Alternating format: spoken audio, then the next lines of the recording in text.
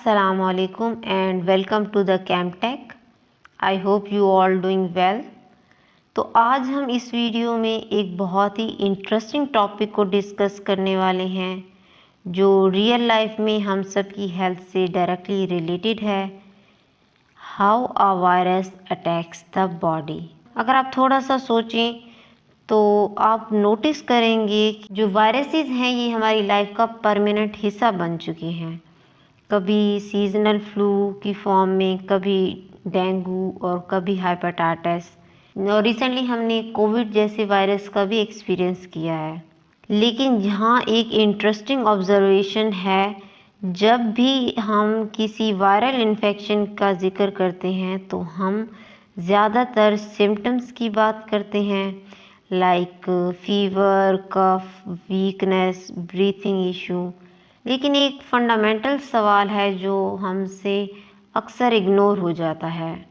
वो सवाल ये है कि बॉडी के अंदर एक्चुअली हो क्या रहा होता है। जब एक वायरस एंटर करता है तो क्या वो रैंडमली सेल को इन्फेक्ट करता है? जो वायरस है ये कैसे डिसाइड करता है कि उसने कौन से सेल या कौन से टिश्यू को टारगेट करना है? और सबसे इम्पॉर्टेंट कि कैसे इतना छोटा सा पार्टिकल पूरे सिस्टम को डिस्टर्ब करता है। तो आज की इस वीडियो का पर्पस यही है कि इन सब सवालों के जवाब मैं आपको क्लियर, साइंटिफिक और स्टेप बाय स्टेप समझाऊंगी। हम अपनी आज की जर्नी को बिल्कुल बेसिक से स्टार्ट करेंगे। सबसे पहले हम समझेंगे कि वायरस होता क्या है, फिर हम उसका स्ट्रक्चर देखेंगे, फिर हम ग्रेजुअली उसका लाइफ साइकिल देखेंगे और हर स्टेज को ब्रेक डाउन करेंगे। आप देखेंगे कि वायरस का अटैक एक रैंडम प्रोसेस नहीं होता, बल्कि ये एक हाईली ऑर्गेनाइज्ड और स्टेप बाय स्टेप मैकेनिज़्म होता है।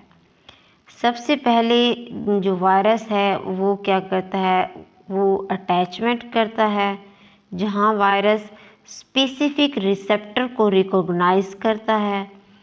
उसके बाद वो क्या करता है, एंट्री होती है उसकी होस्ट सेल के अंदर, उस वायरस एंटर हो जाता है और फिर उसके बाद एक क्रिटिकल फेज आता है जहां वो होस्ट सेल की मशीनरी को हाईजैक करता है। यानी एक तरह से वायरस अपनी फैक्ट्री खुद नहीं बनाता, वो होस्ट सेल को ही अपनी फैक्ट्री बनाने देता है। और आज हम देखेंगे कि कैसे वो अपनी कॉपीज़ बनाता है और उसको असेंबल करता है, और जो न्यू सेल्स बनते हैं वो किस तरह रिलीज़ होते हैं और जाके बाकी सेल्स को इन्फेक्ट करते हैं। लेकिन यहाँ स्टोरी ख़त्म नहीं होती, क्योंकि ह्यूमन बॉडी भी बिल्कुल पैसिव नहीं है। हमारा इम्यून सिस्टम कॉन्टीन्यूसली ऑब्ज़र्व कर रहा होता है। जैसे ही वायरस एंटर करता है, जो हमारी नेचुरल इम्यूनिटी है वो एक्टिव हो जाती है और वो फास्ट और इमीडिएटली रिस्पॉन्स करती है। फिर जो हमारी अडाप्टिव इम्यूनिटी है वो आती है, जो स्पेसिफिकली उस वायरस को टारगेट करती है और मेमोरी डेवलप करती है। और फिर हम अपनी डिस्कशन को और एक्सपेंड करेंगे और जहां हम देखेंगे कि साइंस ने नेचुरल बैटल को कैसे सपोर्ट किया है। तो उसके बाद हम वैक्सीन के कॉन्सेप्ट को समझेंगे, और वैक्सीन होती है जो हमारे इम्यून सिस्टम को पहले ही से ट्रेन कर देती है। और फिर हम कंप्यूटेशनल वैक्सीन डिस्कवरी और ड्रग डिस्कवरी तक जाएंगे, जहां हम कंप्यूटर की मदद से प्रेडिक्ट और डिज़ाइन करते हैं कि कौन सा मॉलिक्यूल कौन से एंटीजन के लिए बेस्ट होगा। तो ये है हमारा आज का लेक्चर। अगर आप इस लेक्चर को प्रॉपर फॉलो करेंगे तो आपके पास एक स्ट्रॉन्ग कॉन्सेप्चुअल अंडरस्टैंडिंग होगी, जो आपको आपकी रिसर्च में और रियल वर्ल्ड एप्लीकेशन में भी बहुत मदद देगी। तो चलें हम स्टेप बाय स्टेप अपनी इस जर्नी को स्टार्ट करते हैं। और सबसे पहले हम समझेंगे कि what exactly is a virus. तो फर्स्टली हम देखते हैं कि वायरस होता क्या है। वायरस बेसिकली एक छोटा सा इन्फेक्शनस एजेंट होता है, और जो वायरस है ये खुद रिप्रोड्यूस नहीं कर सकता, बल्कि इसे होस्ट सेल की हेल्प चाहिए रिप्रोड्यूस होने के लिए। मतलब कि ये होस्ट सेल की हेल्प लेता है फॉर रिप्रोडक्शन। और जो वायरस का स्ट्रक्चर है ये बहुत सिंपल होता है। इसमें एक न्यूक्लिक एसिड होता है। अब न्यूक्लिक एसिड या तो डीएनए हो सकता है या आरएनए हो सकता है, और इस पे एक प्रोटेक्टिव कोट होता है। जो प्रोटेक्टिव कोट होता है उसको हम क्या कहते हैं, कैप्सिड। और कुछ वायरसेस ऐसे भी होते हैं जिनके पास लिपिड इन्वेलप भी होता है। जो लिपिड इन्वेलप होता है ये बेसिकली उनके पास कैसे आता है, जब वो होस्ट सेल में एंटर होते हैं, जो प्रोसेस है वो कंप्लीट करते हैं। जब वो होस्ट सेल से एग्जिट कर रहे होते हैं तो जो होस्ट सेल में लिपिड लेयर होती है उसको वो साथ लेके एग्जिट करते हैं। तो इस तरह उनके पास एक लिपिड कवरिंग आ जाती है। ये जो कवरिंग है ये वायरस को एक्स्ट्रा प्रोटेक्शन देती है। ठीक है। वायरस के स्ट्रक्चर में जो कैप्सिड है ये क्या होता है, ये एक प्रोटीन शेल होता है जो वायरस को प्रोटेक्ट करता है। और इस प्रोटीन शेल के अंदर वायरल जीनोम होता है। अब वायरल जीनोम डीएनए भी हो सकता है और वायरल जीनोम आरएनए भी हो सकता है, जो वायरस का ब्लूप्रिंट है। तो ये बेसिक स्ट्रक्चर है वायरस का। लेकिन अगर वायरस इन्वेलप्ड हो तो मैंने आपको पहले भी बताया है कि वो इन्वेलप्ड कैसे होगा। उसमें एक लिपिड की कवरिंग होगी या लिपिड इन्वेलप होगा, और लिपिड इन्वेलप उन पे कैसे आएगा, वो होस्ट सेल में एंटर होगा, अपना प्रोसेस कंप्लीट करेगा, और जब वो एग्जिट करने लगेगा होस्ट सेल से तो वो होस्ट सेल की जो लिपिड लेयर है उसको साथ लेके निकलेगा। तो इस तरह वो उसके पास एक इन्वेलप्ड आ जाता है, एक लिपिड कवरिंग आ जाती है। जो लिपिड कवरिंग है इसका काम क्या है, इसका काम है कि ये वायरस को एक्स्ट्रा प्रोटेक्शन देती है। ये जो है बेसिक स्ट्रक्चर है वायरस का, और ये बेसिक स्ट्रक्चर समझना इम्पोर्टेंट है क्योंकि इसी से ही हम समझ सकते हैं कि वायरस का जो सर्वाइवल स्ट्रैटेजी है वो क्या है। सो अब हम देखते हैं जो वायरल लाइफ साइकिल है वो किस तरह होता है। हर वायरस का लाइफ साइकिल कुछ बेसिक स्टेप पर होता है। जो पहले वायरस क्या करता है, अटैच होता है होस्ट सेल से, फिर उसके अंदर एंटर होता है। जो फिर वायरल जीनोम है वो रेप्लिकेट होता है, फिर नया वायरस पार्टिकल असेंबल होता है। सो फाइनली वो उस सेल से रिलीज होकर नए सेल को इन्फेक्टेड करता है। सो ये है वायरस का लाइफ साइकिल। ये लाइफ साइकिल समझना भी इम्पॉर्टेंट है क्योंकि हम इससे जो ट्रीटमेंट है और जो प्रिवेंशन है उसके स्ट्रैटेजीज को डिज़ाइन कर सकते हैं। तो अब हम इन स्टेप्स को डिटेल में स्टडी करते हैं। तो जो फर्स्ट स्टेप है वो क्या है, अटैचमेंट है। वायरस जो होता है वो होस्ट सेल के स्पेसिफिक रिसेप्टर को रिकॉग्नाइज करता है और वहाँ आके अटैच हो जाता है। ये स्टेप बहुत क्रूशियल होता है क्योंकि यही डिसाइड करता है कि वायरस कौन सा सेल इन्फेक्ट कर सकता है। फॉर एग्जांपल जो इन्फ्लुएंजा वायरस है वो रिस्पायरेटरी सेल्स के जो रिसेप्टर्स होते हैं उनको टारगेट करता है। सो यही रीज़न है कि हर वायरस हर सेल को और हर स्पीशी को इन्फेक्ट नहीं कर सकता। जो वायरसेस होते हैं उनको भी एक स्पेसिफिक रिसेप्टर्स चाहिए अटैच होने के लिए। जैसे कि मैंने आपको एग्जांपल दी है कि जो हमारे पास इन्फ्लुएंजा वायरस है वो किस चीज़ वो कौन से रिसेप्टर्स को टारगेट करता है, रिस्पायरेटरी सेल्स के रिसेप्टर्स को। सो अब हमारे पास जो नेक्स्ट स्टेप है इसमें जो वायरस है वो एंटर करता है होस्ट सेल के अंदर। सो एंट्री की प्रोसेस में जो वायरसेस होते हैं ये दो मेन स्ट्रेटजीज को यूज़ करते हैं।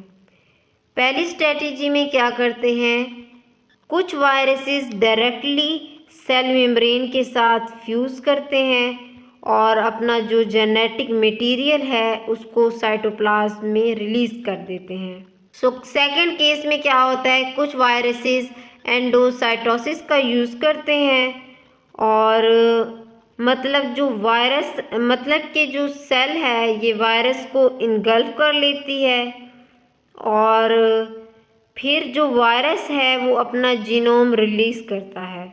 ये जो स्टेप है ये इन्फेक्शन का क्रिटिकल स्टेप है। सो नेक्स्ट स्टेप में अनकोटिंग होती है। अब एंट्री हो गई, एंट्री के बाद जो वायरस का कैप्सिड है, अब कैप्सिड हमारे पास क्या था, एक प्रोटीन का शेल था। प्रोटीन का शेल है, उसके अंदर है वायरस का जीनोम है, वायरल जीनोम। अब वायरल जीनोम आरएनए भी हो सकता है और डीएनए भी हो सकता है। सो जो वायरस है जैसे ही सेल के अंदर एंटर होगा तो कैप्सिड ब्रेक हो जाता है और जो वायरल जीनोम उस सेल के अंदर जो वायरल जीनोम है वो अब रिलीज हो जाएगा। अब ये जीनोम होस्ट सेल की जो मशीनरी होगी उसको हाईजैक कर लेता है और रेप्लिकेशन का प्रोसेस स्टार्ट करता है। मतलब कि जो वायरस है इसका जो जीनोम है अब ये होस्ट सेल के अंदर एक्टिव हो गया है। सो नेक्स्ट स्टेप है हमारे पास रेप्लिकेशन का। वायरस एंटर हुआ, एंटर होने के बाद उसने अनकोटिंग की, अनकोटिंग के बाद अब उसने रेप्लिकेशन का प्रोसेस स्टार्ट किया है। जो वायरस है ये अपना जीनोम को जो वायरस है ये अपने जीनोम को रेप्लिकेट करता है और जो वायरस प्रोटीन बनाता है इसके लिए वो होस्ट के जो राइबोसोम्स हैं और एंजाइम्स हैं उनको यूज़ करता है। इस स्टेज में जो होस्ट सेल है अपनी नॉर्मल फंक्शनैलिटी से हटकर वायरस के लिए काम करता है। यानी ये फेज़ बहुत ज़्यादा इम्पॉर्टेंट है क्योंकि एंटीवायरल ड्रग का टारगेट अक्सर रेप्लिकेशन के प्रोसेस ही होता है। सो नेक्स्ट अब जो रेप्लिकेशन है इसके बाद जो न्यू वायरल पार्टिकल्स होते हैं वो असेंबल होते हैं और जो जेनेटिक मटेरियल और प्रोटीन है वो एक साथ कंबाइन होते हैं और एक कंप्लीट वायरस बनता है। ठीक है, ये जो प्रोटीन है ये किस तरह काम करती है, प्रोटीन शेल की तरह काम करती है जिसे हम कहते हैं वायरस का कैप्सिड। अब जो ये स्टेज है ये स्टेज भी ड्रग इन्वेंशन का टारगेट हो सकती है। अब जो नेक्स्ट है इसमें क्या करते हैं, सो नेक्स्ट अब जो न्यू वायरसेस हैं वो रिलीज कैसे होते हैं। सो दो टाइप्स के वायरसेस होते हैं, एक होते हैं नॉन इन्वेलप्ड वायरसेस और एक होते हैं इन्वेलप्ड वायरसेस। सो जो नॉन इन्वेलप्ड वायरसेस होते हैं वो सेल को लाइस कर देते हैं, यानी जो सेल है वो बर्स्ट हो जाता है और जो वायरस है वो रिलीज हो जाता है। ठीक है, ऑन द अदर हैंड जो इन्वेलप्ड वायरसेस होते हैं वो रिलीज़ होते हैं मोर जेंटल बाय बर्डिंग। ये यूज़ करते हैं होस्ट सेल मेम्ब्रेन्स को। तो ये जो स्टेप है जहाँ पे वायरसेस रिलीज़ हो रहे हैं यहाँ से जो इन्फेक्शन है वो स्प्रेड होता है। सो अब हम नेक्स्ट देखते हैं कि जो होस्ट का इम्यून सिस्टम है वो किस तरह रिस्पॉन्स करता है। सो जो बॉडी का पहला डिफेंस है वो नेटिव इम्यूनिटी है या नेचुरल इम्यूनिटी है। ये फास्ट होती है और नॉन स्पेसिफिक होती है। स्किन और म्यूकस मेम्ब्रेन्स फर्स्ट बैरियर्स हैं और फिर जो माइक्रोफेजेस हैं और नेचुरल किलर सेल्स हैं ये वायरस को अटैक करते हैं। ठीक है, सो उसके बाद हम देखते हैं कि अब हम देखते हैं कि ये जो अडाप्टिव इम्यूनिटी है ये क्या है। जो अडाप्टिव इम्यूनिटी है ये स्लो होती है लेकिन हाईली स्पेसिफिक होती है। टी सेल्स जो होते हैं ये इन्फेक्टेड सेल्स को डिस्ट्रॉय करते हैं और जो बी सेल्स हैं ये एंटीबॉडीज बनाते हैं जो वायरसेस को न्यूट्रलाइज करती हैं। ये सिस्टम को याद भी रखता है फ्यूचर इन्फेक्शन के लिए, ताकि अगर ये वायरस उस होस्ट पे दोबारा अटैक करे तो उसके पास पहले से ही एंटीबॉडीज हो। लेकिन कुछ ऐसे वायरसेस होते हैं जो इम्यून सिस्टम से बचने की स्ट्रेटजीज यूज करते हैं। वो रैपिड म्यूटेशन करके एंटीबॉडीज को कंफ्यूज करते हैं और होस्ट सेल के अंदर ही वो हाइड हो जाते हैं, ठीक है, और वो सप्रेस करते हैं इम्यून सिग्नलिंग को, ठीक है। सो ये था प्रोसेस कि वायरस किस तरह बॉडी में एंटर होता है और किस तरह वो, सो ये था प्रोसेस, जो वायरस है वो होस्ट सेल के अंदर किस तरह एंटर होता है और फिर उधर एंटर होके वो किस तरह रेप्लिकेशन करता है और रेप्लिकेशन करने के बाद वो किस तरह रिलीज होता है और रिलीज होने के बाद वो बाकी सेल्स को इन्फेक्ट करता है और उसके बाद जो होस्ट का इम्यून सिस्टम है वो क्या रिस्पॉन्स शो कराता है। एक नेचुरल इम्यूनिटी होती है और एक अडाप्टिव इम्यूनिटी होती है। जो नेचुरल इम्यूनिटी होती है ये नॉन स्पेसिफिक होती है और जो अडाप्टिव इम्यूनिटी है ये स्पेसिफिक होती है। सो होप सो आपको इसके प्रोसेस की समझ आ गई होगी। So now moving to the next point. So अब हम बात करते हैं वायरल पैथोजेनिसिटी की, यानी वायरस कितना हार्मफुल है। ये डिपेंड करता है कि जो वायरस है ये होस्ट के कौन से सेल को टारगेट कर रहा है। वायरस होस्ट के कौन से सेल में एंटर करता है, रेप्लिकेशन कितना फास्ट है, इम्यून सिस्टम से बचने की जो है एबिलिटी वो वायरस में कितनी है और किस टिश्यू को टारगेट करता है, जिसे हम टिश्यू ट्रोपिज्म कहते हैं। जैसे इन्फ्लुएंजा है ये रिस्पायरेटरी ट्रैक्ट को टारगेट करता है और इन्फेक्ट करता है, और जो हेपेटाइटिस है ये लिवर को इन्फेक्ट करता है, ठीक है। हमारे आसपास बहुत सारे वायरसेस सर्कुलेट कर रहे हैं। जो इन्फ्लुएंजा है और कोविड है ये रिस्पायरेटरी को अटैक करते हैं। HIV इम्यून सिस्टम को टारगेट करता है और हेपेटाइटिस लिवर को टारगेट करता है। जो वायरस है मीजल्स ये मेनली बच्चों में बहुत कॉमन है। ये एग्जाम्पल समझना इम्पोर्टेंट है ताकि हम रियल लाइफ इम्प्लीकेशन को समझ सकें। अब हम देखते हैं कि जो वायरल इन्फेक्शन है उसकी सिम्टम्स कौन सी होती हैं। तो जो वायरल इन्फेक्शन है इसकी सिम्टम्स वेरीज करती हैं depending on virus and host response. Common symptoms में फीवर, फटीग और बॉडी एचेस आते हैं। जो रिस्पायरेटरी वायरसेस हैं इनसे ब्रीथिंग प्रॉब्लम होता है क्योंकि वो हमारे रिस्पायरेटरी सिस्टम को टारगेट करते हैं, ठीक है। इम्यून सिस्टम का रिस्पांस कभी कभी इतना स्ट्रॉन्ग होता है कि इन्फ्लेमेशन और टिश्यू डैमेज भी होता है। अब वायरस स्प्रेड कैसे होता है। जो वायरस है ये स्प्रेड मल्टीपल वेज से होता है। डायरेक्ट कॉन्टैक्ट से भी होता है या इन्फेक्टेड पर्सन के ड्रॉपलेट से भी होता है, सरफेस के थ्रू भी हो सकता है और कुछ वायरसेस मॉस्किटोज या अदर वेक्टर्स के थ्रू भी स्प्रेड होते हैं। जो वायरल स्प्रेड है इसके प्रोसेस को समझना ज़रूरी है ताकि प्रिवेंशन स्ट्रेटजीज को डिज़ाइन किया जा सके। सो अब हम देखते हैं कि इनक्यूबेशन पीरियड क्या होता है। सो इनक्यूबेशन पीरियड बेसिकली वो टाइम होता है जब आप इन्फेक्टेड हों लेकिन सिम्टम्स शो ना हो रहे हों। सो ये क्यों होता है?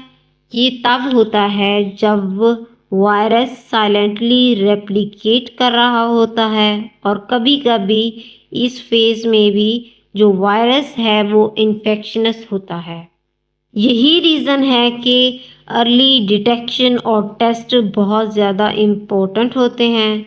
सो जो वायरस है ये सेल डैमेज किस तरह करता है। कुछ वायरसेस जो हैं वो डायरेक्टली सेल को लाइस कर देते हैं या कुछ होस्ट सेल को एपोप्टोसिस के थ्रू डिस्ट्रॉय करते हैं और कभी-कभी इम्यून सिस्टम का ओवर रिएक्शन भी टिश्यू डैमेज कॉज करता है, जैसे साइटोकाइनिन स्टॉर्म कोविड-19 में ऑब्जर्व किया गया था। अब देखते हैं इसके इफेक्ट्स। जो वायरस है सिर्फ एक सेल या टिश्यू तक लिमिटेड नहीं रहता।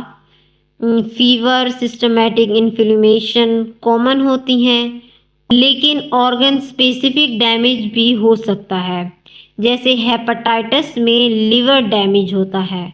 कभी कभी क्रॉनिक इन्फेक्शन भी लॉन्ग टर्म हेल्थ इफेक्ट्स काज करता है, जैसे HIV। अब देखते हैं कि वायरल एवोल्यूशन क्या होती है। वायरस कॉन्टिन्यूसली इवॉल्व करता है।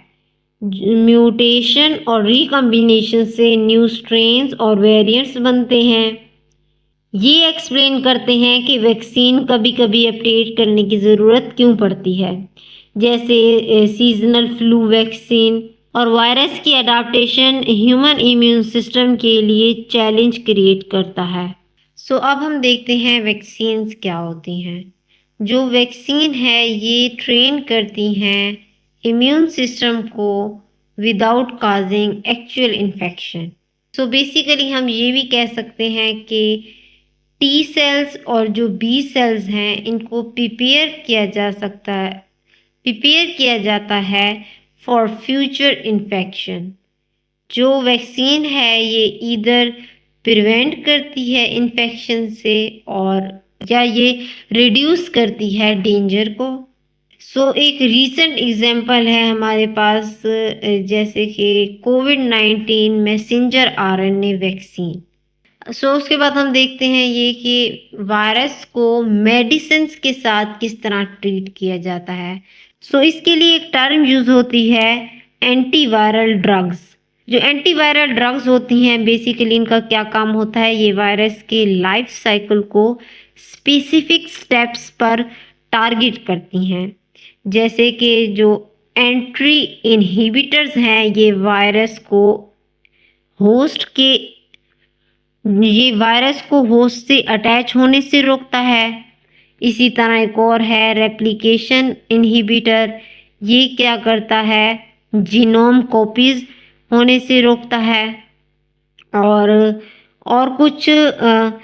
कुछ ड्रग्स ऐसी भी होती हैं जो असेंबल या रिलीज प्रोसेस में इंटरफेयर करती हैं। और ये जो ट्रीटमेंट स्ट्रेटेजी है ये बहुत ज़्यादा केयरफुली डिज़ाइन की जाती है, लेकिन जो प्रिवेंशन है ये सबसे ज़्यादा इफेक्टिव स्ट्रेटेजी है। Hand hygiene, mask, vaccination, isolation और वेक्टर कंट्रोल बहुत इफेक्टिव है वायरल स्प्रेड को रोकने में। ये जो पब्लिक हेल्थ कैंपेन्स होती हैं इन सब का मेन फोकस यही होता है। फॉर एग्जांपल जैसे कोविड-19 एक रियल लाइफ एग्जांपल है वायरल अटैक का। एक प्रोटीन होती है जिसका नाम है स्पाइक प्रोटीन, उस पे जो ACE2 रिसेप्टर्स हैं इससे ये वायरस क्या करता है, बाइंड करता है रिस्पायरेटरी सेल्स में एंट्री के लिए। और जो सिम्टम्स हैं इसके वेरी करते हैं माइल्ड से सीवियर। और जो इम्यून सिस्टम है इसका ओवर रिएक्शन कभी कभी लाइफ थ्रेटनिंग भी हो सकता है। तो अब तक हमने डिटेल में देखा कि जो वायरस है वो बॉडी में कैसे एंटर होता है और कैसे रेप्लिकेट होता है और किस तरह वो स्प्रेड होता है। हम इस प्रोसेस को रोक कैसे सकते हैं। तो अब यहाँ पर दो मेजर अप्रोचेस स्टार्ट होती हैं। पहली है वैक्सीन्स और दूसरी है एंटीवायरल ड्रग्स। जो वैक्सीन होती हैं वो अब वैक्सीन्स क्या काम करती हैं, वैक्सीन्स वो होती हैं जो इन्फेक्शन होने से पहले ही प्रोटेक्शन प्रोवाइड करती हैं। और जो एंटीवायरल ड्रग्स होती हैं वो क्या करती हैं, वो जो इन्फेक्शन होने के बाद जो वायरस है उसके लाइफ साइकिल को टारगेट करती हैं। अब हम वैक्सीन्स को और एंटीवायरल ड्रग को डिटेल में स्टडी करेंगे। तो फर्स्ट हम स्टडी करेंगे वैक्सीन्स को। तो पहले हम ये देखते हैं कि वैक्सीन होती क्या है। बेसिकली जो वैक्सीन है असल में ये एक बायोलॉजिकल प्रिपरेशन होती है जो हमारे इम्यून सिस्टम को ट्रेन करती है। ये डायरेक्टली वायरस को डिस्ट्रॉय नहीं करती बल्कि इम्यून सिस्टम को पहले से ही प्रिपेयर कर देती है। यानी जब रियल वायरस बॉडी में एंटर होता है तो इम्यून सिस्टम ऑलरेडी उसे रिकॉग्नाइज करता है और रैपिडली रिस्पॉन्स करता है। इस तरह वैक्सीन इन्फेक्शन को प्रिवेंट करती है और उसकी जो सीवियरिटी है उसको बहुत कम कर देती है। अब हम देखते हैं कि हाउ वैक्सीन वर्क्स, इसका प्रोसेस क्या होता है। जो वैक्सीन का प्रोसेस है या मैकेनिज्म है ये सिंपल होता है लेकिन पावरफुल होता है। ये बॉडी में एक हार्मलेस फॉर्म में इंट्रोड्यूस होती है। अब कौन कौन सी फॉर्म में इंट्रोड्यूस होगी? पहली ये है कि या तो ये वीकेंड वर्जन होगा वायरस का, या सेकंड ये है हमारे पास ये उसका प्रोटीन होगा, और थर्ड है हमारे पास या तो ये जो वायरस है उसका जेनेटिक मटेरियल होगा। ठीक है, तो इसमें क्या होता है कि जो इम्यून सिस्टम है वो एक्टिव होता है और एंटीबॉडीज और मेमोरी सेल्स डेवलप होते हैं। जब फिर रियल वायरस एंटर करता है तो जो इम्यून सिस्टम है वो डिले नहीं करता बल्कि इंस्टेंटली उसको न्यूट्रलाइज कर देता है। ये इस तरह समझें कि ये एक तरह का ट्रेनिंग सेक्शन होता है जिसमें हम इम्यून सिस्टम को ट्रेन करते हैं। वैक्सीन्स को इस तरह समझें कि ये बेसिकली एक ट्रेनिंग सेशन होता है जिसमें हम इम्यून सिस्टम को ट्रेन करते हैं और वो एंटीबॉडीज़ बनाता है। और जब फिर रियल वायरस आता है तो हमारे पास वो एंटीबॉडीज़, तो वो ट्रेन हुआ होता है तो वो उसके खिलाफ इंस्टेंटली एंटीबॉडीज़ बनाता है। ठीक है, अब हम इसकी टाइप्स देख लेते हैं कि वैक्सीन कौन कौन सी टाइप्स की होती हैं। तो वैक्सीन डिफरेंट टाइप्स की होती हैं डिपेंडिंग ऑन टेक्नोलॉजी। और एक होती है हमारे पास लाइफ एटीन्यूड वैक्सीन्स। ये वैक्सीन्स वीक वायरस यूज़ करती हैं। और एक और वैक्सीन होती है जिसे कहते हैं हम इनएक्टिवेटेड वैक्सीन्स। ये वैक्सीन्स डेड वायरस को यूज़ करती हैं। और जो जो थर्ड टाइप है वैक्सीन्स की वो होती है सब यूनिट वैक्सीन्स। ये सिर्फ वायरल प्रोटीन्स को यूज़ करती हैं। और उसके बाद एक और वैक्सीन आती है जिसका नाम है मैसेंजर आरएनए वैक्सीन। जैसे कि मैंने आपको पहले भी बताया था कि कोविड-19 में मैसेंजर आरएनए वैक्सीन यूज़ की गई थी। ठीक है, तो ये इस टाइप की वैक्सीन क्या करती हैं, बॉडी को खुद वायरल प्रोटीन बनाने के लिए इंस्ट्रक्शन देती हैं। जो हर टाइप है उसके अपने एडवांटेजेस भी हैं और लिमिटेशन भी होते हैं। और सिलेक्शन और वैक्सीन की सिलेक्शन डिजीज़ की नेचर पर डिपेंड करता है। अब हम इसकी लिमिटेशंस देखते हैं कि वैक्सीन की क्या क्या लिमिटेशंस हैं। वैक्सीन पावरफुल होती है लेकिन परफेक्ट नहीं होती। अब परफेक्ट क्यों नहीं होती? क्योंकि वायरसेस जो होते हैं ये म्यूटेशन काज करते हैं, अपने आप को थोड़ा म्यूटेट कर देते हैं, तो जिसकी वजह से जो वैक्सीन्स हैं उनकी जो इफ़ेक्टिवनेस है वो कम हो सकती है। और जो वैक्सीन्स का डेवलपमेंट प्रोसेस है वो भी बहुत ज़्यादा टाइम कंज्यूमिंग होता है, जिसमें सेफ्टी और एफिशिएंसी टेस्टिंग ज़रूरी होता है। और कुछ केसेस में जो वैक्सीन्स हैं वो कम्प्लीटली प्रोटेक्शन नहीं देती लेकिन डिजीज़ की जो सीवियरिटी है उसको रिड्यूस कर देती है, जो वैक्सीन्स की एक मेजर एडवांटेजेस है।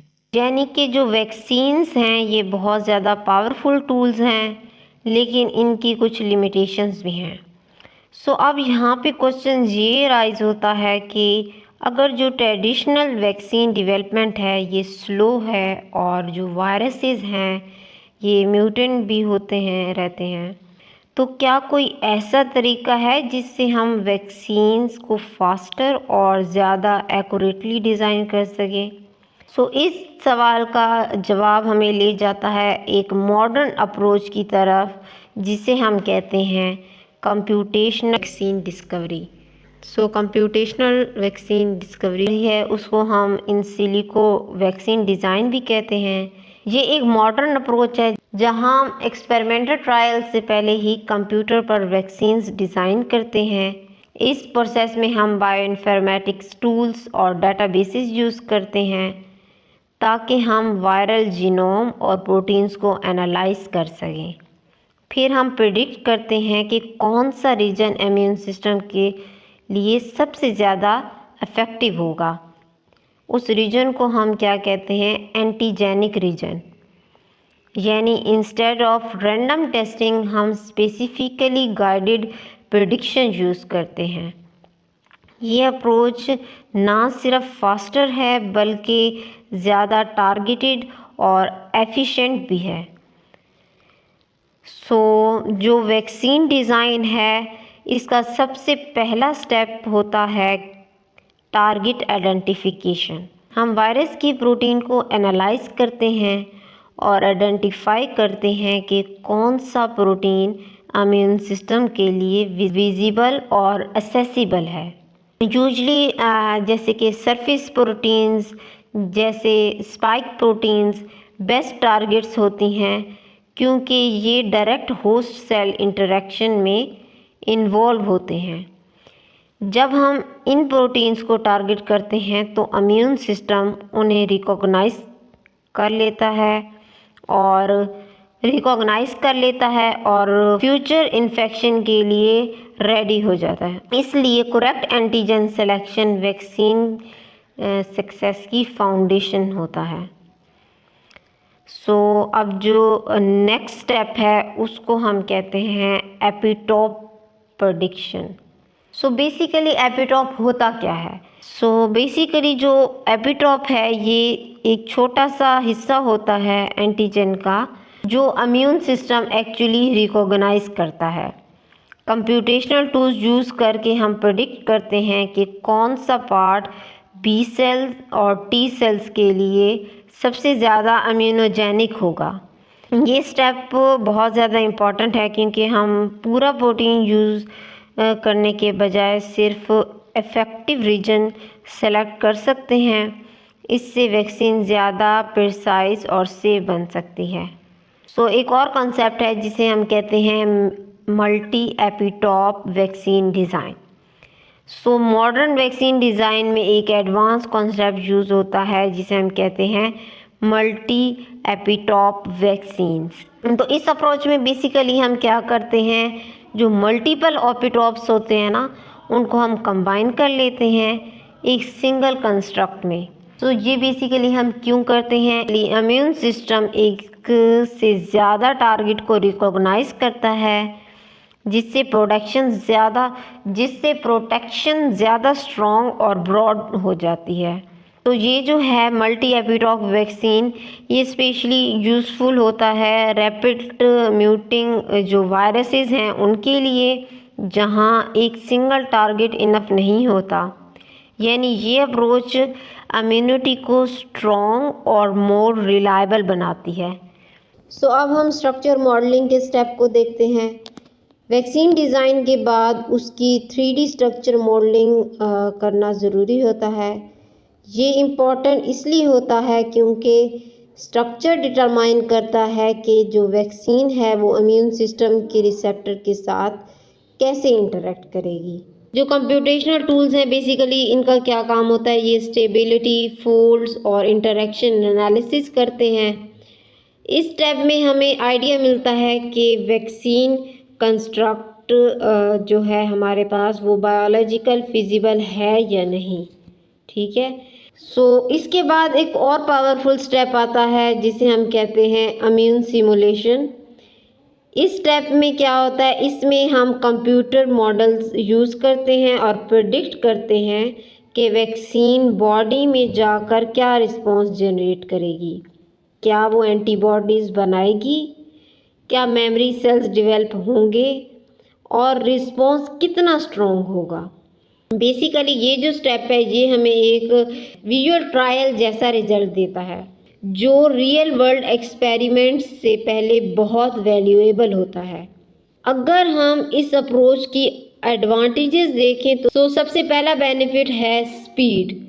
जहां ट्रेडिशनल मेथड में साल लग जाते हैं, कंप्यूटेशनल मेथड प्रोसेस को काफ़ी फास्ट कर देती है और जो कॉस्ट है वो भी सिग्निफिकेंटली रिड्यूस हो जाती है और मोस्ट इम्पॉर्टेंटली जो डिज़ाइन है वो टारगेटेड होती है, रैंडम नहीं होती। ये अप्रोच ट्रायल एंड एरर्स को मिनिमाइज करती है और रिसर्च को ज़्यादा एफिशिएंट बनाती है। जो ये मॉडर्न वैक्सीन रिसर्च है ये तेज़ी से कंप्यूटेशनल अप्रोच की तरफ शिफ्ट हो रही है। अभी तक हमने क्या चीज़ देखी है कि जो कंप्यूटेशनल अप्रोचेस हैं वैक्सीन डिज़ाइन करने में कितनी पावरफुल हो चुकी हैं। लेकिन एक इम्पॉर्टेंट बात याद रखें कि जो वैक्सीन है वो प्रिवेंशन के लिए होती है। इसलिए अब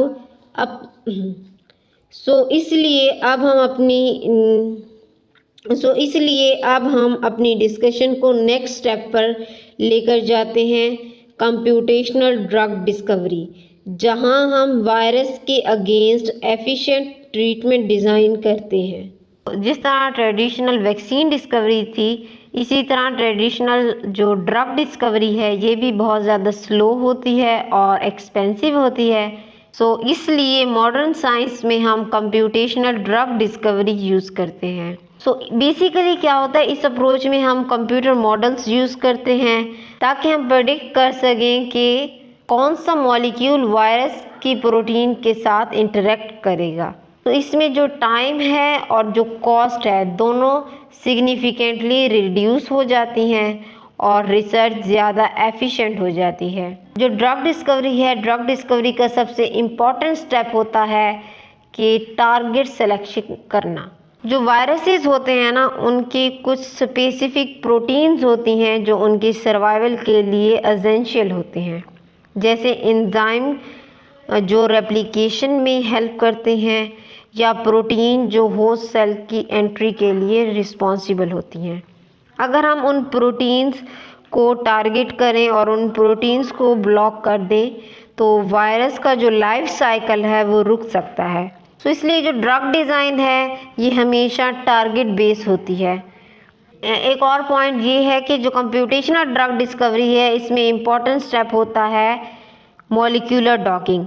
इस प्रोसेस में हम प्रेडिक्ट करते हैं कि एक ड्रग मॉलिक्यूल, जिसे हम लिगेंड भी कहते हैं, वो वायरल प्रोटीन के साथ कैसे बाइंड करेगा। जो डॉकिंग का प्रोसेस है ये हमें ये बताती है कि जो बाइंडिंग है ये पॉसिबल है या नहीं, या किस पोजीशन में होगी। बेसिकली ये हमारा एक इनिशियल स्क्रीनिंग टूल है जो हमें प्रॉमिसिंग ड्रग कैंडिडेट आइडेंटिफाई करने में हेल्प करता है। लेकिन यहाँ पे एक और इम्पॉर्टेंट बात समझना ज़रूरी है कि जो डॉकिंग है ये सिर्फ प्रेडिक्शन है। जो रियल वर्ल्ड इफेक्टिवनेस है कंफर्म करने के लिए फर्दर वैलिडेशन ज़रूरी होती है, जैसे कि molecular dynamic simulation. Molecular dynamic simulation का बेसिक पर्पस ये होता है कि हम ये चेक करते हैं कि जो हमारा लिगेंड है या जो हमारी ड्रग है, डॉकिंग में जो टारगेट प्रोटीन के साथ उसकी बाइंडिंग अच्छी हुई थी, क्या वो टाइम के साथ भी वो कॉम्प्लेक्स जो हमारे पास ड्रग और प्रोटीन का कॉम्प्लेक्स है वो स्टेबल रहता है कि नहीं। यानी कि हम ये देखते हैं क्या लिगेंड अटैच रहता है, क्या वो पोजीशन चेंज करता है या सिस्टम अनस्टेबल हो जाता है। इस तरह हम इंटरेक्शन को डायनामिक वे में स्टडी करते हैं। अब सवाल ये अराइज होता है कि जो हम बॉडी जैसा इन्वायरमेंट कंप्यूटर में कैसे बना सकते हैं या कंप्यूटर में किस तरह मिमिक कर सकते हैं। मॉलिक्यूलर डायनामिक सिमुलेशन में हम अपने सिस्टम के अराउंड, अब यहाँ पे जो सिस्टम है ये किस चीज़ को रिप्रेजेंट कर रहा है, एक ऐसा पार्ट जो अंडर स्टडी हो। तो हमारे पास इस चीज में हमारा सिस्टम क्या है, प्रोटीन और जो हमारे पास लिगेंड या ड्रग का कॉम्प्लेक्स, वो हमारे पास एक सिस्टम है क्योंकि उसको हम स्टडी कर रहे हैं। तो मॉलिक्यूलर डायनेमिक सिमुलेशन में हम सिस्टम के अराउंड वाटर मॉलिक्यूल, आयंस और प्रॉपर सिमुलेशन कंडीशंस ऐड करते हैं। इस तरह एक रियलिस्टिक सेटअप क्रिएट करते हैं जो बॉडी की एनवायरनमेंट को मिमिक करता है। मॉलिक्यूलर डायनेमिक सिमुलेशन के दौरान हम सिस्टम के बिहेवियर को ऑब्जर्व करते हैं। हम ये देखते हैं कि क्या लिगेंड प्रोटीन के साथ अटैच रहती है, क्या अपनी पोजीशन चेंज करती है, क्या डी अटैच हो जाती है और प्रोटीन स्ट्रक्चर खुद स्टेबल रहता है या नहीं। यानी मॉलिक्यूल का टाइम डिपेंडेंट बिहेवियर देखते हैं। ठीक है, तो अगर इस कॉन्सेप्ट को हम बहुत ही सिंपल एनालॉजी में समझे तो जो डॉकिंग है वो हमारे पास एक फोटो की तरह होती है और जो मॉलिक्यूलर डायनेमिक सिमुलेशन है ये हमारे पास एक वीडियो की तरह होती है। यानी डॉकिंग है वो हमें एक स्नैपशॉट देती है, जबकि जो हमारे पास मॉलिक्यूलर डायनामिक सिमुलेशन है ये हमें जो है टाइम के साथ साथ एक्चुअल बिहेवियर दिखाती है कि वो क्या होता है, क्या वो टाइम के साथ साथ स्टेबल रहता है या डी अटैच हो जाता है या अनस्टेबल हो जाता है। तो रियल लाइफ में जो मॉलिक्यूल है वो स्टैटिक नहीं होते, वो कॉन्टिन्यूसली मूव करते हैं, वाइब्रेट करते हैं, रोटेट करते हैं और सराउंडिंग के साथ इंटरेक्ट करते हैं। तो अगर हम मॉलिक्यूल का रियलिस्टिक बिहेवियर समझना है तो हमें उसकी नेचुरल मोशन को भी स्टडी करना होता है। तो इसका काम करती है molecular dynamic simulation. Molecular dynamic simulation research में इसलिए इम्पोर्टेंट है क्योंकि इसके थ्रू हम स्टेबिलिटी, मूवमेंट, इंटरेक्शन स्ट्रेंथ और स्ट्रक्चरल चेंजेस को एनालाइज करते हैं। यानी हम जो डॉकिंग का रिजल्ट है ना, फॉर एग्जांपल हमारे पास प्रोटीन और लिगेंड का जो डॉकिंग का रिजल्ट है वो बहुत अच्छा आया है। तो वो जो हमारे पास डॉकिंग का रिजल्ट है इसको ज़्यादा रियलिस्टिक और मीनिंगफुल बनाने में हेल्प करता है। क्या चीज़? Molecular dynamic simulation. सही है। और जो हमारे पास मॉलिक्यूलर डायनामिक सिमुलेशन है इसका यूज़ बहुत से इम्पोर्टेंट रिसर्च एरियाज में भी होता है, जैसे कि drug discovery, protein ligand interaction studies, computational biology, bioinformatics और स्ट्रक्चरल बायोलॉजी। इसलिए ये मॉडर्न कंप्यूटेशनल रिसर्च का बहुत इम्पोर्टेंट टूल है। तो सिंपल वर्ड में मॉलिक्यूलर डायनामिक सिमुलेशन ये समझने में हेल्प करती है कि जो इंटरेक्शन हमें डॉकिंग में अच्छी नज़र आ रही थी, क्या वो बॉडी जैसे इन्वायरमेंट में भी वाकई स्टेबल और मीनिंगफुल है या नहीं। और इसी वजह से molecular dynamic simulation drug discovery और कंप्यूटेशनल बायोलॉजी में बहुत ज़्यादा इम्पोर्टेंट होती है। So now we discuss why computational research necessary in modern science. So the first point is due to speed and efficiency. In wet lab, one experiment might take days or even weeks, but on computer we can do the same process or the same work much faster and more quickly using advanced algorithm or softwares. So basically, computational research allows us to perform thousands of experiments in just few minutes. So this efficiency helps scientists to test many hypotheses at once. For example, in the drug discovery, we have a huge data set of molecules like ligands. By using the computational tools, we can quickly find out the potential drug candidate. As short due to speed and efficiency of the computational research, it's saving our months of laboratory testing. So the second step is precision, or the second point is precision and prediction. So basically in this, by using computational tools, scientists can predict toxicity, side effects of compounds before testing it on humans or animals. This means that thanks to computational, now scientists can predict outcome in such accuracy that helps scientists to design better experiment and avoid unnecessary failure. So there are 2 points we discussed. First is speed and efficiency. Second is precision and prediction. So now moving to the third point, which is cost and sustainability. In this, in traditional labs, experiments require expensive chemicals, biological materials, and equipment, which also produce waste.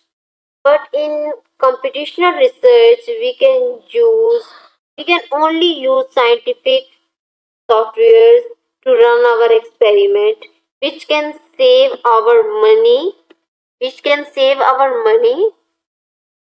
and also reduce uh, the use of harmful material. It also it also supports sustainability. It means our scientific work become more environmentally friendly. So basically, as short, computational research not only save our funds but also protect our planet. So now we moving to the next point. This is another important benefit, which is a global collaboration. So basically, computational science allows researchers belong to different countries to work together easily. Through online platforms and databases, scientists can share data models and results quickly. This teamwork accelerates discoveries and ensure that knowledge spreads quickly around the world. For example, during the COVID-19 pandemic, researchers from different countries using computational models to study the virus structure and share data online. So, due to computational, it's speeding up the vaccine research. So, there are 4 points which we discussed, that why computational research is necessary in modern science. Okay, so now we discuss application of computational research. तो basically इस topic में हम ये discuss करेंगे computers या computer तरह help करती है डिफरेंट फील्ड के साइंटिस्ट को. तो वैसे तो बहुत सी फील्ड्स हैं, लेकिन आज हम 4 मेन फील्ड्स को डिस्कस करेंगे। फर्स्ट है हमारे पास vaccine and drug discovery. Vaccine और ड्रग डिस्कवरी को हमने प्रीवियस स्लाइड्स में भी बहुत डिस्कस किया है। हम इसका थोड़ा-सा ओवरव्यू लेंगे। जैसे कि अब कोविड-19 की वैक्सीन आई है, हमें जल्दी किस तरह मिली है? कॉम्पिटिशनल के कंप्यूटेशनल टूल्स की मदद से हमने जो बहुत सारे वैक्सीन आइडियाज़ थे, थाउज़ेंड ऑफ वैक्सीन आइडियाज़, उनको हमने इन मिनट्स में क्या कर लिया था, वेरी शॉर्ट टाइम में उनको हमने एनालाइज़ किया था, तो इसलिए हमें जो हमारी वैक्सीन थी, वो बहुत जल्दी मिली। ठीक है? अगर कंप्यूटेशनल रिसर्च ना होती, विदाउट कंप्यूटेशनल रिसर्च हमें कई साल इंतज़ार करना पड़ता वैक्सीन का।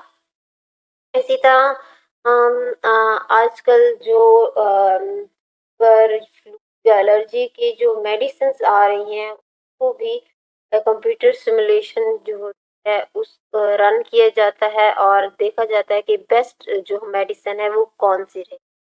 तो इसी ये बहुत वास्ट फील्ड है, इसमें इसको हमने प्रीवियसली भी इसको डिटेल से डिस्कस किया है। तो अब हम नेक्स्ट पॉइंट पे जाते हैं। नेक्स्ट जो हमारे पास फील्ड वो है machine learning and AI. Machine learning and AI में हमारे पास क्या है कि जब गूगल मैप्स जब हम ओपन करते हैं, मैं आपको ओपन भी करके दिखाती हूँ, वहाँ से मैं आपको से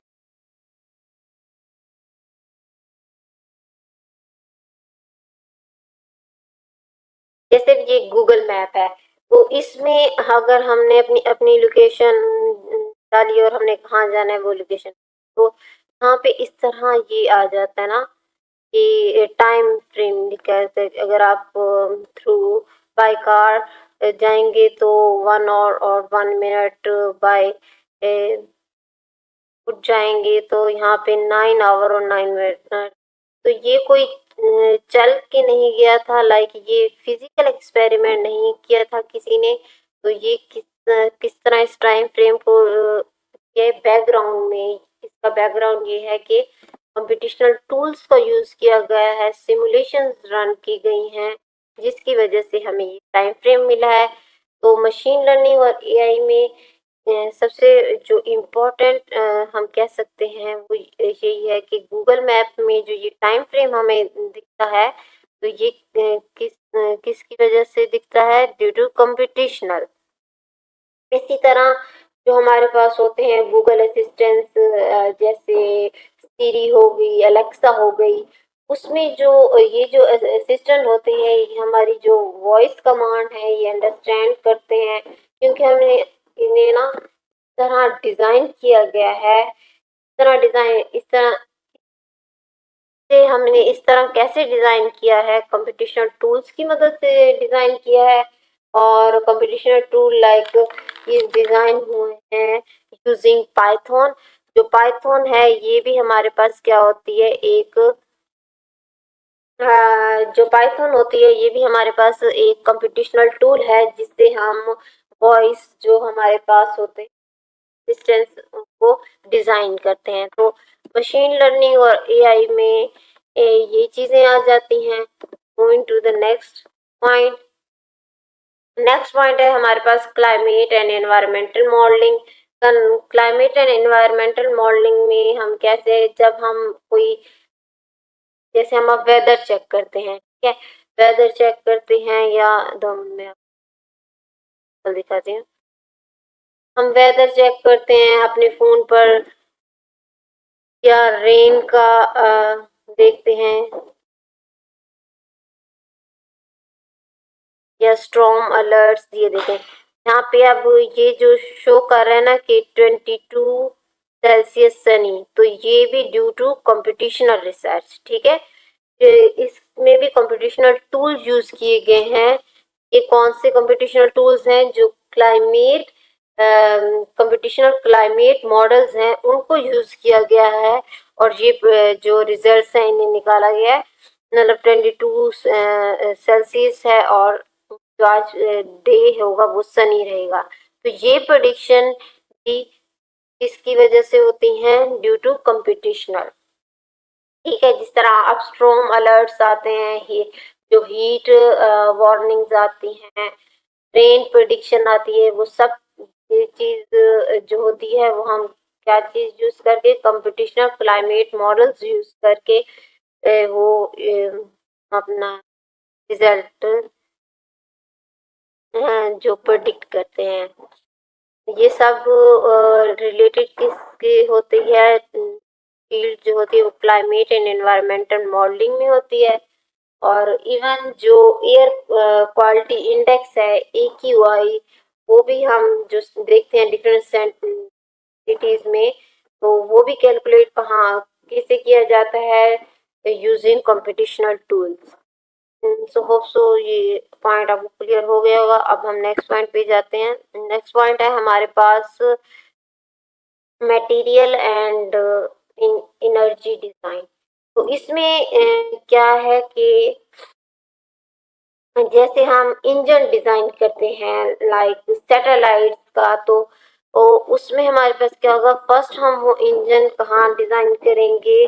कंप्यूटर में डिजाइन करेंगे, कि उसमें सिमुलेशन करेंगे, कंप्यूटर सिमुलेशन करेंगे, जिसमें उस सैटेलाइट के इंजन को टेस्ट किया जाएगा कि वो किस तरह रिएक्ट करता है pressure, radiation and harsh environment of space, मतलब स्पेस का जो इन्वायरमेंट है उसे क्रिएट किया जाएगा और उस इंजन को उसमें क्या किया जाएगा? चेक किया जाएगा क्या ये स्टेबल है या नहीं। तो इस तरह जैसे और होते हैं लाइट वेट मेटल्स जो हम यूज करते हैं कार्स में और एरोप्लेन्स में। मॉडर्न कार्स और एरोप्लेन जो लाइट वेट मेटल्स यूज करते हैं, वो भी कहाँ डिजाइन किया जाता है? उन्हें भी डिजाइन किया जाता है यूजिंग कंप्यूटेशन मॉडल्स। तो ये 4 मेन फील्ड्स हैं जिसमें बाकी भी फील्ड्स हैं, बट ये 4 मेन फील्ड्स हैं जिसमें हम क्या करते हैं? के कंप्यूटेशनल को यूज करते हैं। वैसे अगर हम इर्द गिर्द देखें तो हर जगह ही कंप्यूटेशनल रही है। तो अगर हम आज की पूरी डिस्कशन को एक सिंपल और क्लियर पर्सपेक्टिव में समराइज करें, तो सबसे पहली बात जो सामने आती है वो ये है कि वायरस साइज में छोटा ज़रूर होता है, लेकिन उसकी स्ट्रैटेजी बहुत ज़्यादा अच्छी होती है। वो डायरेक्टली अटैक नहीं करता, वो क्वाइटली एंटर होता है, सेल को यूज़ करता है और फिर ग्रेजुअली सिस्टम को अफेक्ट करता है। यानी वायरस का काम लोड नहीं होता, लेकिन अफेक्टिव होता है। लेकिन दूसरी साइड पर एक और इक्वली पावरफुल सिस्टम एग्जिस्ट करता है, और वो है ह्यूमन बॉडी डिफेंस सिस्टम। हमारी बॉडी कॉन्टिन्यूसली प्रोटेक्ट कर रही होती है, चाहे हम फील हो या ना हो। जब वायरस एंटर करता है तो जो बॉडी है वो इमिजिएटली रिएक्ट करती है, फिर थोड़ा सा टाइम लेती है और एक स्ट्रॉन्ग और टारगेट रिस्पॉन्स डेवलप करती है। और सबसे इंटरेस्टिंग बात, बॉडी सीखती भी है। एक दफ़ा इन्फेक्शन हो जाए तो बॉडी फ्यूचर के लिए बेटर प्रिपेयर हो जाती है। लेकिन फिर भी हर सिचुएशन इतनी सिंपल नहीं होती। कभी वायरस ज़्यादा फास्ट होता है, कभी म्यूटेशन उसने अनप्रेडिक्टेबल बना देती है, और कभी बॉडी का रिस्पॉन्स इतना स्ट्रॉन्ग होता है कि वो खुद डैमेज काज कर देती है। और यहीं पर साइंस एंटर करती है। वैक्सीन हमें एक एडवांटेज देती है, वो बॉडी को पहले ही बता देती है कि एनिमी मतलब कि वायरस कैसा है, और ड्रग हमें एक कंट्रोल देती है। तो जब इन्फेक्शन हो जाए तो उसे स्लो और स्टॉप करने में हेल्प देती है। और फिर modern research specially computational approach हमें एक और लेवल पर ले जाती है, जहां हम सिर्फ रिएक्ट नहीं करते बल्कि पहले ही प्लान करते हैं, डिज़ाइन करते हैं और प्रेडिक्ट करते हैं। अगर आप इस पूरे लेक्चर का एक और मैसेज लेकर जाएं तो वो यही होना चाहिए कि वायरस डेंजरस तब तक लगते हैं जब तक वो अननोन होते हैं, लेकिन जैसे ही हम उसको समझ लेते हैं वो मैनेजेबल हो जाते हैं। सो इसलिए अंडरस्टैंडिंग इज़ एवरीथिंग। जितना ज़्यादा हम मैकेनिज़्म समझेंगे उतना ही बेटर हम प्रिवेंशन, ट्रीटमेंट और रिसर्च कर सकते हैं। सो नेक्स्ट टाइम जब आप वायरल इन्फेक्शन का नाम सुने तो सिर्फ सिम्टम्स के बारे में ना सोचें, बल्कि उसकी कंप्लीट प्रोसेस को विजुअलाइज करें जो आपने आज सीखा है। और यही रियल लर्निंग होती है, जब कॉन्सेप्ट आपके माइंड में क्लियर इमेज की फॉर्म में आ जाते हैं। आई होप आपको इस लेक्चर ने सिर्फ इन्फॉर्मेशन नहीं दी होगी, बल्कि आपको एक क्लियर अंडरस्टैंडिंग दी हो। So thanks for watching and don't forget to like, share and subscribe. See you in next video. Allah Hafiz.